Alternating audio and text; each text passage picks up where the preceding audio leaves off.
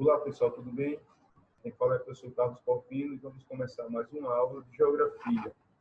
O tema de hoje, políticas ambientais no Brasil.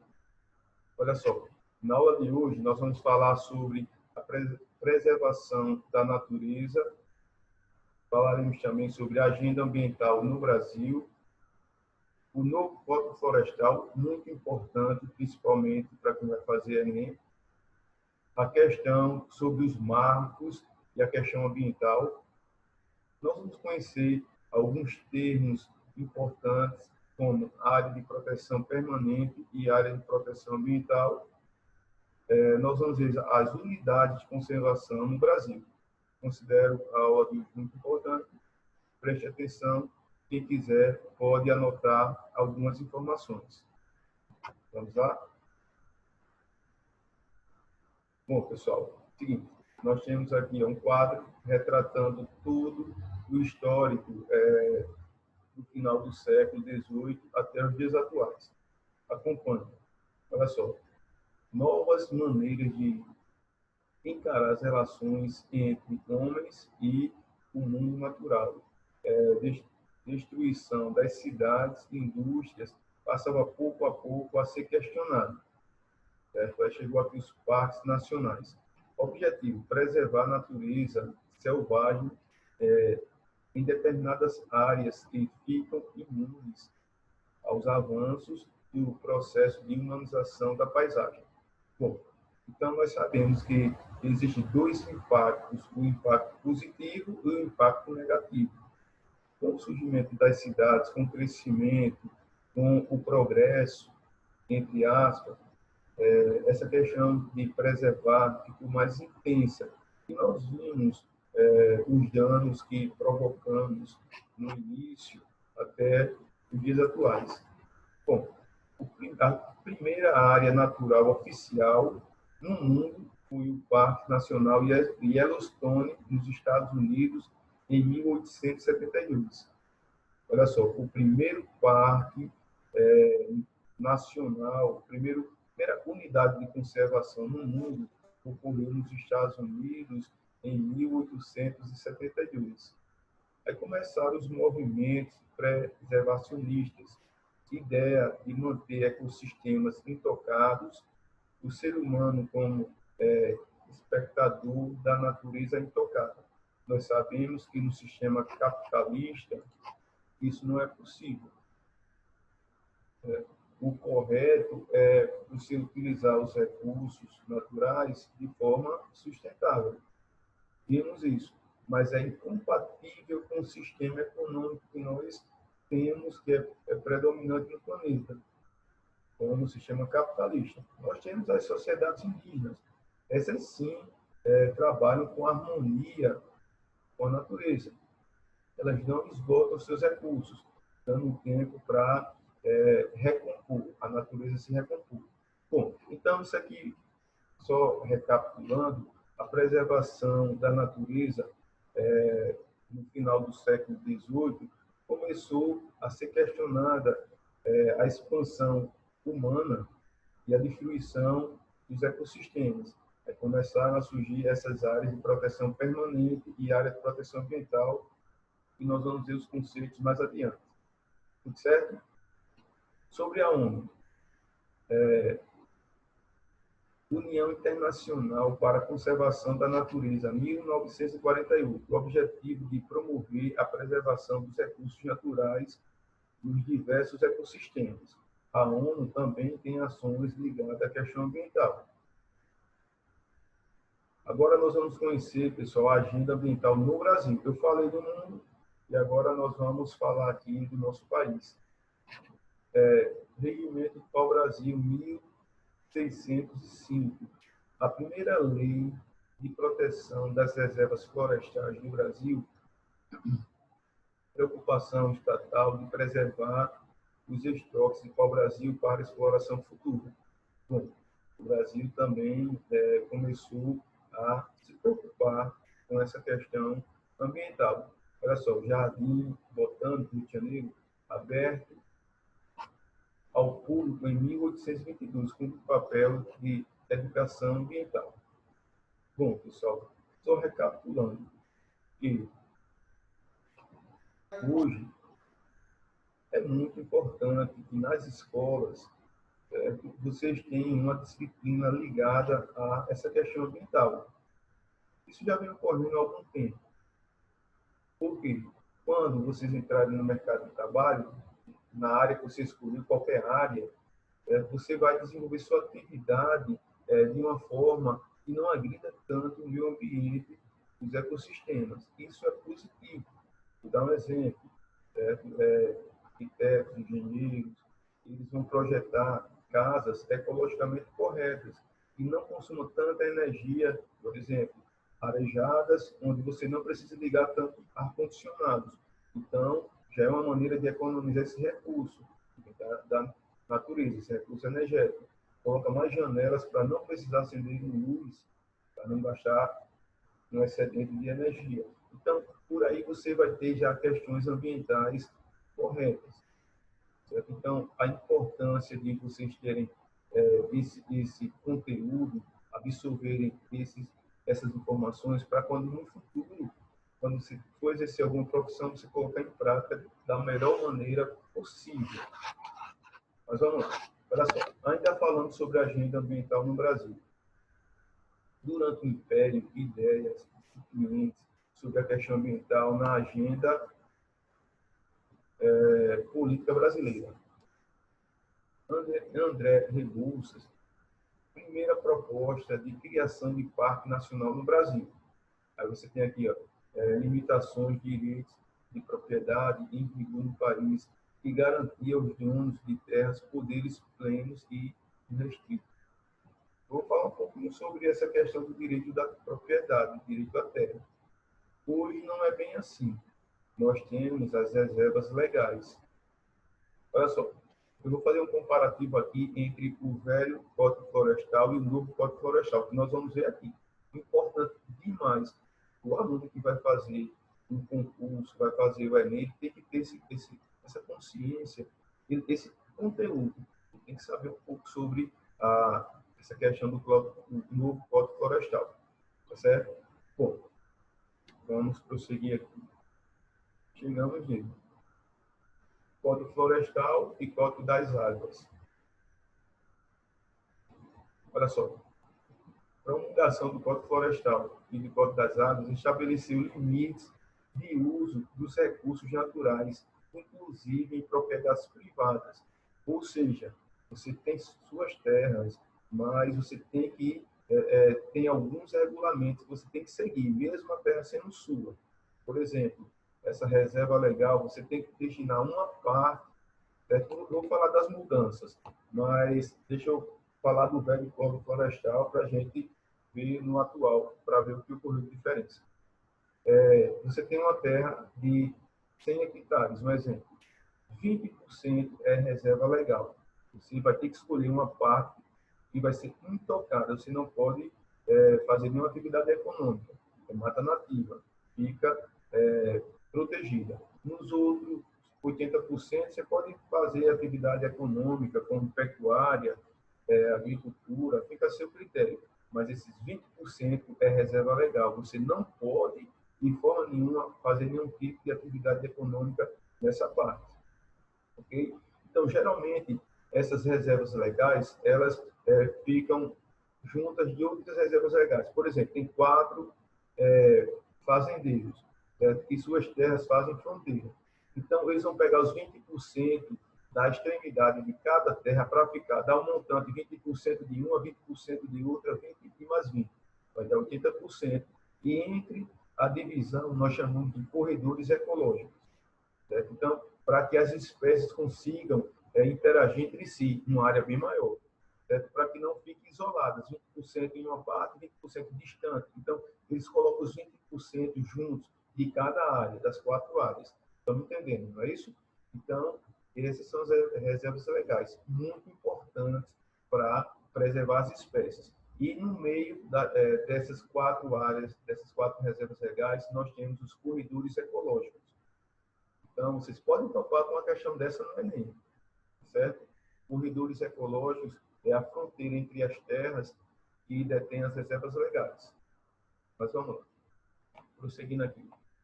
O primeiro Código Florestal foi em 1934, certo? 70% da mata nativa, das matas galerias, das espécies raras, devem ser preservadas. Guarda Florestal, fiscalização do cumprimento das novas legislação, ou da nova legislação. Indústrias obrigadas a replantar o mesmo número de árvores que derrubassem. Bom, nós temos algumas empresas que fazem isso, certo? Vou dar um exemplo. A Faber-Castell é uma empresa que a matéria-prima é o quê? A madeira. Ela extrai a obtenção de seus produtos para venda. Então, ela já faz isso, certo? Então, uma árvore que você derruba, você tem que reflorestar. A Faber-Castell faz mais, ela replanta, tira uma e planta 5. Bom, é uma coisa positiva, um fator positivo. Porém, tem uma questão, certo? Então, quando as empresas elas utilizam essa vertente sustentável, ela vai ganhar mais espaço no mercado, tanto nacional como internacional. Observe agora o que está acontecendo com o nosso país. Lá fora, o Brasil está perdendo mercado, está ficando isolado, porque atualmente, segundo várias revistas e jornais, falam que o Brasil está se isolando porque não está preservando de forma correta, certo, as instituições ambientais e o meio ambiente. Então, isso faz com que a empresa, o país, sofra penalidades lá fora. Ninguém vai comprar um produto de mata nativa, só madeira de reflorestamento, certo? Então, é importante demais que mude a política ambiental no país para que o Brasil continue a vender seus produtos, certo? E que tenhamos a maior parcela das exportações de forma sustentável. Por exemplo, de produtos que têm o selo verde, que pode ser comercializado em qualquer parte do mundo. Então, espera isso. Bom, prosseguindo também, bases para que governos estaduais e municipais criassem unidades de conservação e parques nacionais, certo? Então, olha só, em 1966 foi substituído por um código que estabelece as áreas de preservação permanente, as APPs. Bom, deixa eu mostrar para vocês algumas informações aqui do Código Florestal. Só um momento.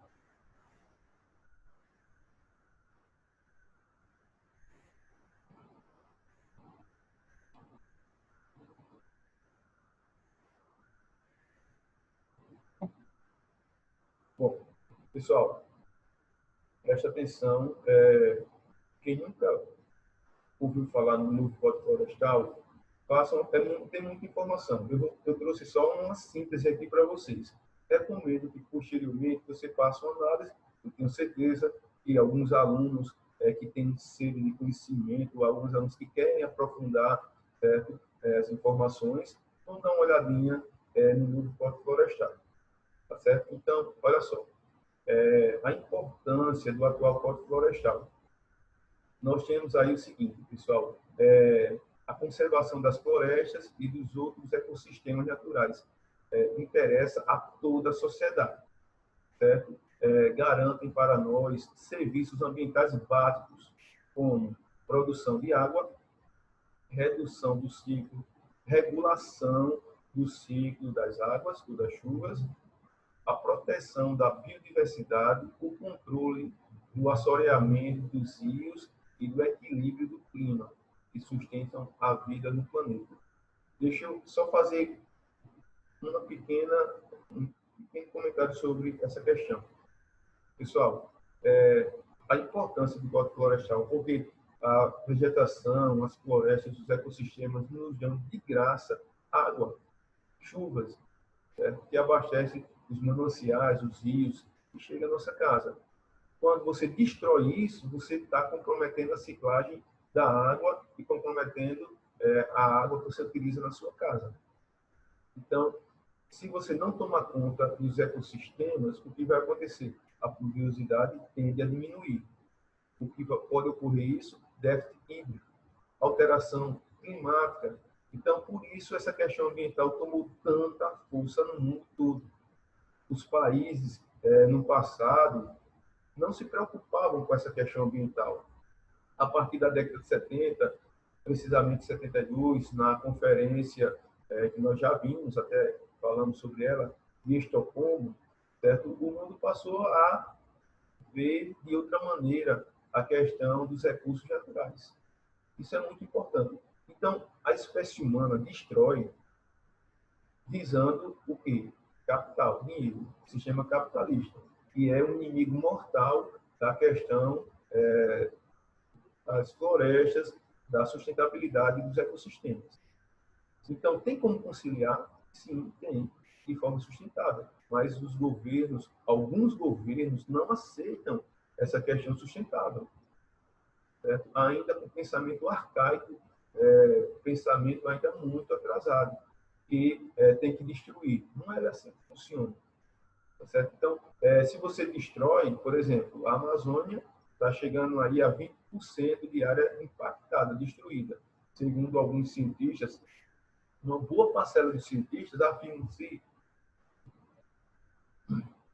o desmatamento chegar a 20%, se torna irreversível na Amazônia. As consequências nós vamos visualizar por pouco tempo, daqui a pouco tempo. Já viram aquela lei de Newton, né? Cada ação provoca uma reação. Quando se agride a natureza, ela dá a resposta. Vem como secas prolongadas, uma praga, uma doença, ela vai arrumar um mecanismo de tentar equilibrar de novo os ecossistemas. E por isso a preocupação, tá certo? Quando a gente fala de proteção da biodiversidade, é das florestas que nós tiramos nossos remédios. Tiramos a cura de muitas doenças das florestas. Se a gente continuar desmatando de forma indiscriminada, nós não vamos mais ter a nossa farmácia natural e a população pode perecer por conta da ausência de princípios ativos na obtenção de vários medicamentos. Vocês estão entendendo aí a preocupação dessa questão ambiental? Não é somente a questão econômica. Certo? Você tem que tentar conciliar as duas coisas. Mas vamos entender um pouco mais sobre esse novo Código Florestal. Olha só. Preste atenção. Conceito de área de preservação permanente, as APPs. Olha só. São áreas protegidas, cobertas ou não por vegetação nativa. Então, o novo Código Florestal fala sobre essa questão, a área de preservação permanente. Olha só, nas faixas marginais do curso da água dos rios, ou seja, as margens dos rios, no entorno das nascentes, curso d'água perene, em torno de lagos, lagoas naturais, em torno de reservatórios artificiais de água, nas encostas, em partes destas com declividade superior a 45 graus, em topos de morros, montes, montanhas e serras. Então, essas áreas, pessoal, já tem que ser protegidas. Por exemplo, nas margens dos rios, nós temos as matas ciliares. Essas matas ciliares, no antigo Código Florestal, elas deveriam ter 30 metros na margem direita e na margem esquerda. Essas matas ciliares protegem o rio. Pessoal, mata ciliar, você entende também fazendo uma comparação, uma analogia. Nossos cílios protegem nossos olhos. Poeira, fragmentos minúsculos, você está piscando, então os cílios protegem o olho. A mata ciliar protege o rio. E quando chove, os sedimentos descem pela encosta, lembrando que o rio sempre vai ficar na parte mais baixa, obedecendo a topografia. Aí, quando chove, certo? Os sedimentos ficam retidos na mata ciliar, cílios. Se você tira a mata ciliar, os sedimentos vão todos para o rio, provocando um assoreamento, um entupimento e a morte do rio. Por exemplo, no Rio São Francisco, tem trechos que está assoreado, tem que fazer a drenagem e depois replantar a mata ciliar para proteger o rio. Certo? Isso é importante demais. Áreas de declividade, certo? Você não pode produzir em áreas que tenham declividade acima de 45 graus. Por quê? Você tira a vegetação dessa área, você já deixa o solo exposto. A vegetação, pessoal, protege o solo por conta das raízes e também por conta que a água da chuva não bate diretamente no solo, provocando rossorocas e ravinas, certo? Que são tipos de erosão. Aí o que acontece? Quando você tira a vegetação e começa a produzir uma cultura como feijão, milho, qualquer cultura agrícola, você tira a proteção do solo. Então, o que acontece? Quando chove, a água vai escorrer com mais rapidez e infiltrar menos. Então, ela traz os nutrientes do solo para baixo, e nós chamamos isso de lixiviação, lavagem de nutrientes do solo. Em pouco tempo, essa área que o produtor, o agricultor que não tem conhecimento que ele produz, vai se tornar estéril. Então, ele vai ter que abandonar aquela área e produzir em outra área. Então, não pode produzir em área de declividade, a não ser que você produza em curva de nível, que são técnicas que obedecem até topografia para que não provoque as ravinas e as ossorocas. Ok? Mas vamos entender um pouco mais sobre o novo Código Florestal. Olha só, exemplos de APPs. Locais de grandes altitudes sem ocupação, ao redor de nascentes preservadas. É importante demais que mantenha a vegetação nessas nascentes, porque as nascentes dão origem aos rios, abastece os mananciais. Certo? Rios com APPs deprimidas, você também tem encostas com declividade, que eu acabei de falar. Bom, olha só, pessoal, função da APP, preservação dos recursos hídricos. Se você não preserva essas áreas de mananciais, de usos de água nascentes, então vai faltar água no futuro. Certo? Oferecer estabilidade geológica, porque na medida que você tira a vegetação, pode provocar deslizamentos, desmoronamentos.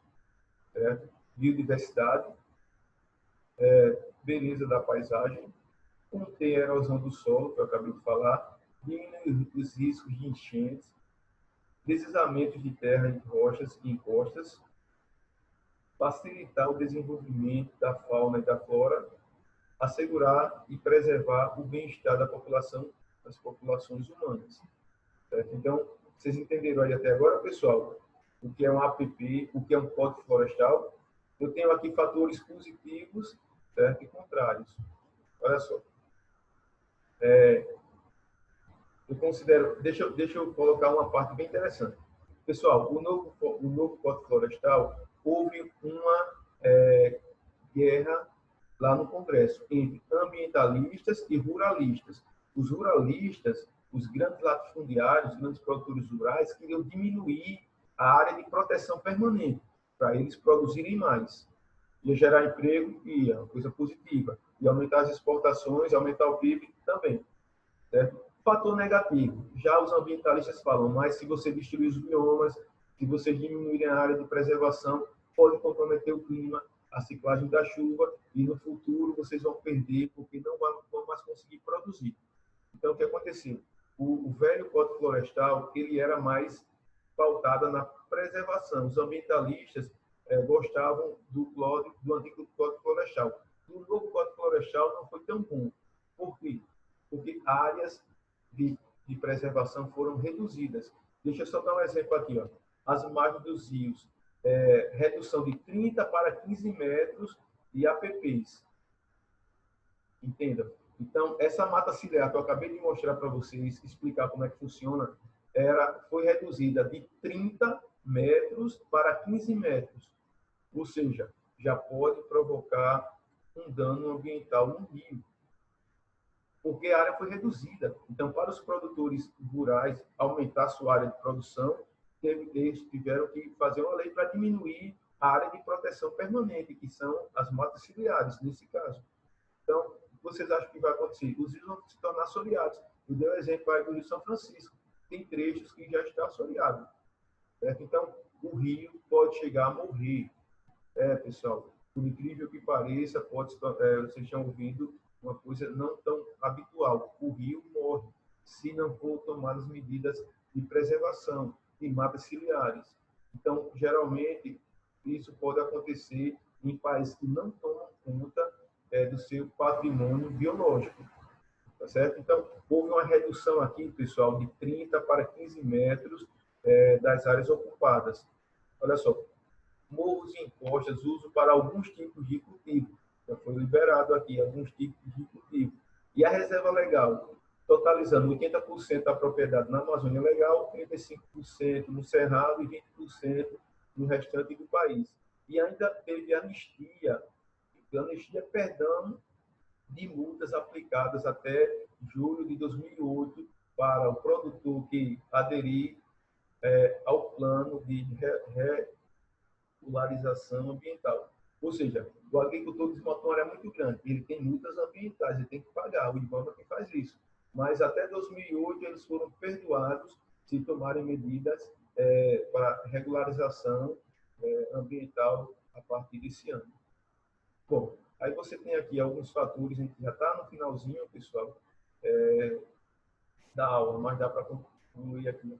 O novo Código Florestal, fatores negativos: decréscimo da biodiversidade, aumento das emissões de carbono, claro, se reduziu a cobertura florestal, você vai ter certo maior um aumento da emissão de carbono, porque a vegetação ela tira o carbono, o excesso de carbono da atmosfera, que nós chamamos de sequestro de carbono, certo? Inclusive, você ganha dinheiro com isso, em bolsas de valores.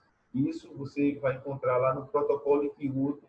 No Protocolo de Kyoto, que é uma cópia da terceira conferência, dentro do protocolo tem o crédito carbono, que os países que conseguem sequestrar mais carbono ganham crédito que pode ser comercializado em bolsa de valores. Quando você destrói a floresta, você não vai ter mais isso. Destruição e degradação do solo, você não vai ter mais a proteção.